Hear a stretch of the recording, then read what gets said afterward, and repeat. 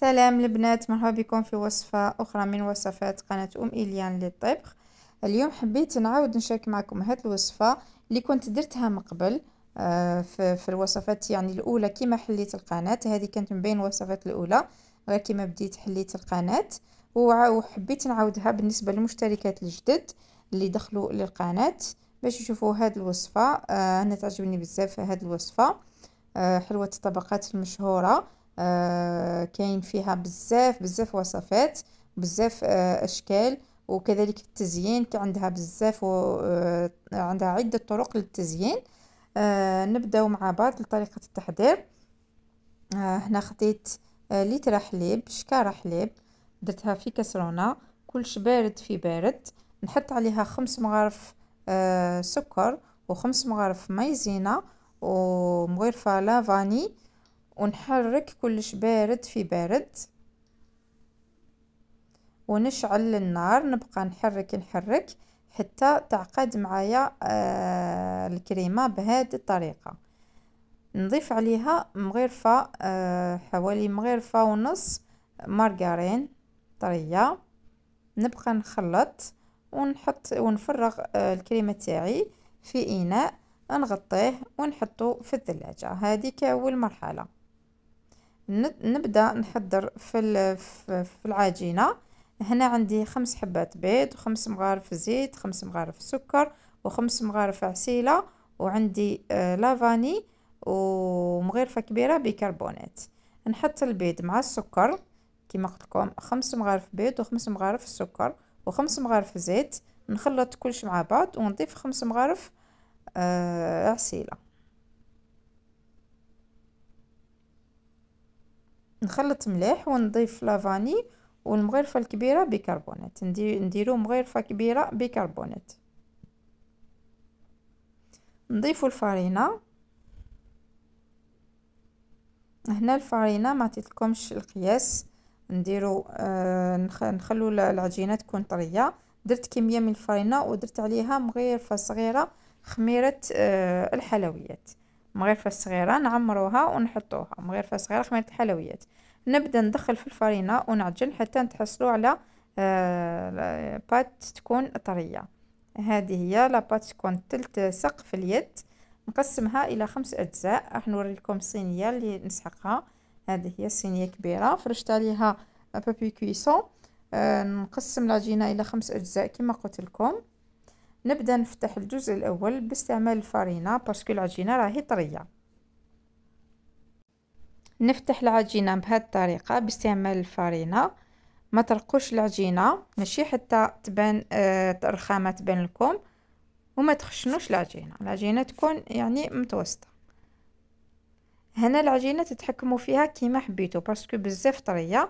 اذا كان ما جاتكمش ولا تقطعت معكم تتحكموا فيها كيما حبيتوا. شوفوا انا كيفاش شرفتها. ونحطها في الصينيه ونعدلها كيما قلت لكم، يعني تعدلوها كيما حبيتوا.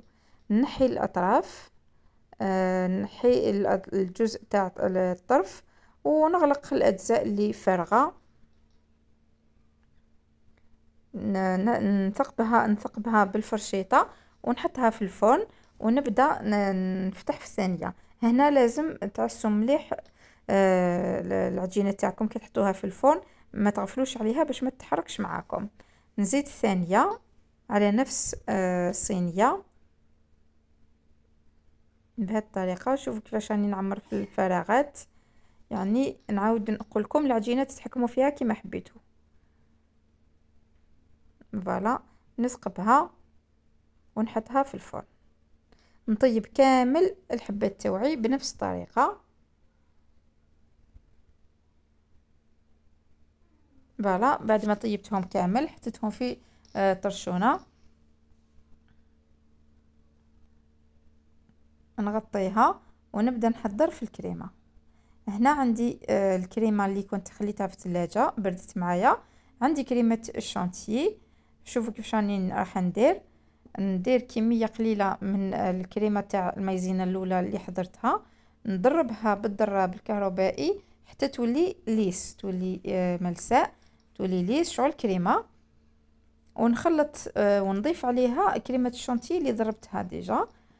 نضيف بالتدريج ونبدا نخلط. راح نكمل كامل هذه الكميه وراح نتحصل على كميه كبيره بهذه الطريقه، باسكو كيما راكم تلاحظوا درت كميه مليحه من لاكريم باش تجيني سوسوه مع كي نجي نعمر هاد العجينه. نبدا نحط في عفوا نبدا نحط في الكريمه بهذه الطريقه. حاولوا ديروا شويه كميه مليحه باش تجي تبان لكم كي نقطعوا الحلوه.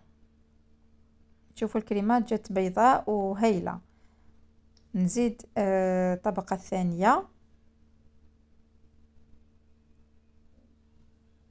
نحط الكريمه من الفوق ونعاود نكمل كامل العمليه حتى نكمل الطبقه الاخيره بهذه الطريقه.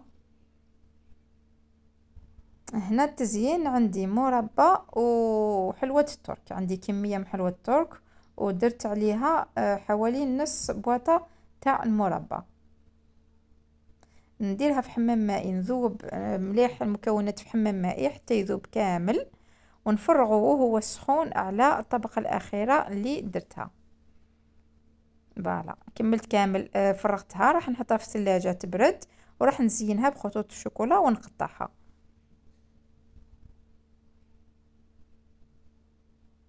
فوالا ها هي النتيجة الأخيرة بعد ما قطعت الحلوى تاعي.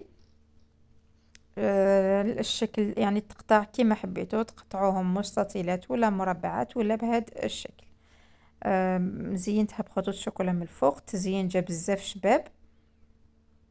ها هي الكريمة من الداخل جات باينة وجات هايلة، والحلوى قد ما تقعد تريح معنا قد ما تطرى. انا راني قطعتها في نفس اليوم، من الافضل تخلوها تبات حتى الغدوه من داك باش تقطعوها باش تحصلوا على حلوى طريه تقولوا عليها جينواز. انا قطعتها في نفس اليوم ومعها هكذاك راهي تبان طريه. فوالا ها هي النتيجه النهائيه اللي تحصلت عليها. كانت حلوى رائعه، يعني تتقدم مع العصير ومع الحليب، يعني ما شاء الله هايله. انا يعني بزاف نحب هاد النوع من حلوة الطبقات. نتمنى انه هاد الفيديو يعني هاد الوصفة تعجبكم وتستفادوا من هاد لا فيديو. واذا كان عجبتكم الوصفة طلعوا لي لا فيديو بليجام فضلا وليس امرا.